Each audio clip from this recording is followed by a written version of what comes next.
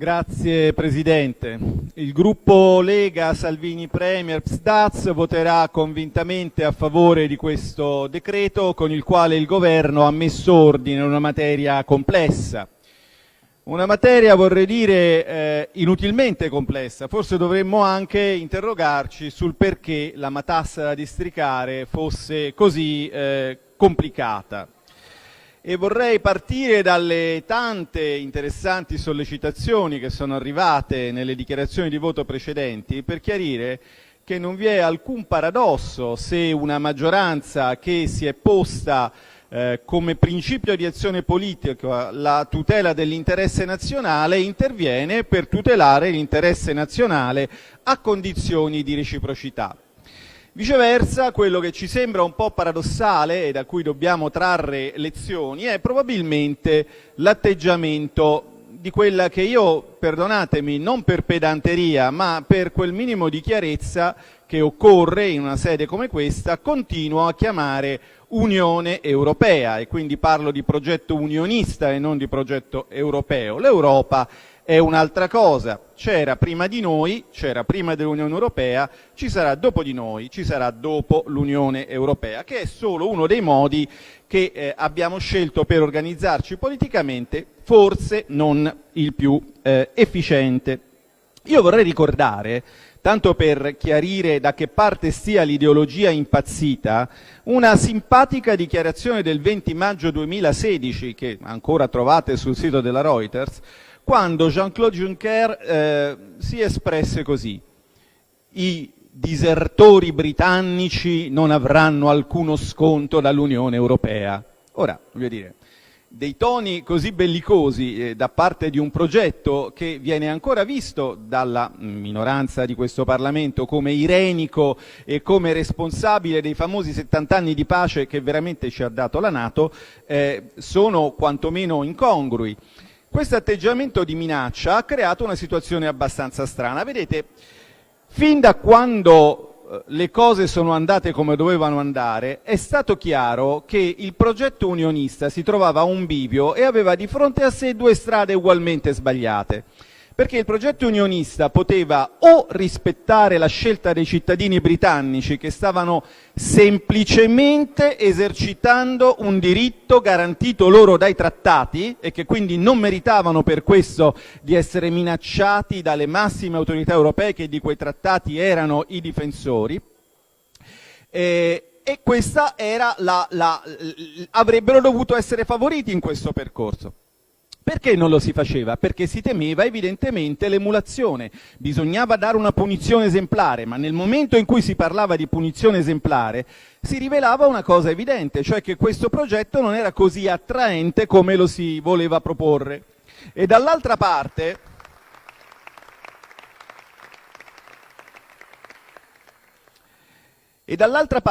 se si fosse viceversa andati avanti con la minaccia, e questa è la strada che si è scelta, si è fatto un danno ancora peggiore, perché si sono creati dei costi di transazione inutili. Noi siamo stati qui a districare tutta una matassa con lo strumento del decreto d'urgenza che si sarebbero avuti 2 anni per sbrogliare. E poi si è messa in luce un'evidenza, quella che siamo invischiati in un progetto profondamente e sostanzialmente illiberale, un progetto che vive sulla minaccia. Il negoziatore Barnier ha fatto sua la filosofia di chi lo ha messo lì, del signor Selmayr, arrivato alla posizione di rilievo che occupa attraverso un procedimento sul quale ci dovremmo tutti interpellare e su cui l'Ombudsman della Commissione europea ha espresso tanti dubbi, ma poi si è comportato con lo spirito di chi lo aveva messo lì. Una cultura che non ci appartiene, la cultura della Strafexpedition, doveva essere una spedizione punitiva quella contro il Regno Unito. Ora, voler punire il Regno Unito si è già rivelato, da parte di chi c'è dietro a questo negoziatore, cioè da parte della potenza egemone della Germania, un errore piuttosto grave. E vedete, in questo strano game of chicken noi abbiamo, come nella scena di Gioventù bruciata, invece che James Dean abbiamo Barnier al volante, ma il volante non gliel'abbiamo dato noi, sulla macchina ci siamo noi e la gioventù bruciata sono i nostri figli, il cui futuro è messo a rischio da questo modo spregiudicato di condurre l'azione politica. E allora io vorrei chiarire che quando si ragiona su che rapporto tenere con l'Europa dobbiamo riflettere su quello che è la reale lezione che ci viene da questo episodio della storia europea. Dobbiamo realmente tener conto del dato di fatto, e il dato di fatto è che purtroppo l'Unione Europea si rivela una volta di più un luogo particolarmente inefficiente di mediazione degli interessi nazionali, di mediazione degli interessi di comunità che si raccolgono sotto una Costituzione all'interno di uno Stato rappresentati da parlamenti democraticamente eletti. La mediazione europea è particolarmente inefficiente e trasforma quello che era un gioco a somma nulla in un gioco a somma negativa.